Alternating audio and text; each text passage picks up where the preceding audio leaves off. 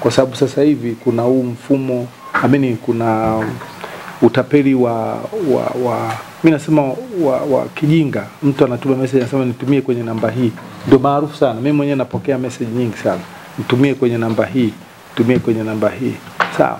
Alafu kuna utapeli mwingine wa waganga wa kienyeji.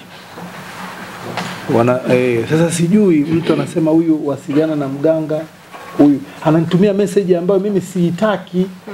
Sasa sijui TCRA mnasemaje? Yaani mtu ananitumia message, mimi akinitumia message ya mganga, hata hapa naweza nikakuonesha inani wasiliana na babu fulani, atakusaidia mwenyewe.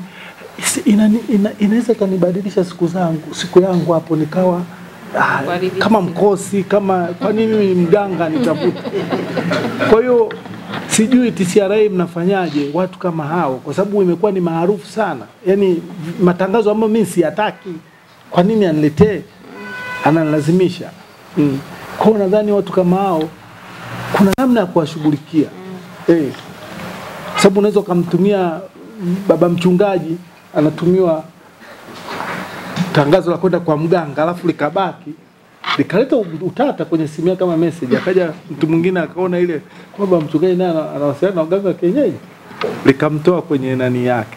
Kwa hiyo hasa huo utapeli wa mitandao una namna nyingi. Nashukuru kuna hatua nyingi mnazifanya, lakini bado tunahitaji kuelimisha wananchi wetu na kubuni mikakati zaidi ya kudhibiti.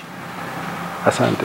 Kezo ukiona na kiashiria cha utapeli, basi tuna namba yetu ile maalum. Popote pale ulipo, nenda kwenye uwanja wako wa message, unaweza kuchukua ile message paste pale, ukatuma kwenye namba 15040. Ukishatuma basi kwa kushirikiana hatua mbalimbali, wizara yetu, wizara ya mambo ya ndani na taasisi nyingine zote ambazo naangalia upande huu, tunazifanyia kazi.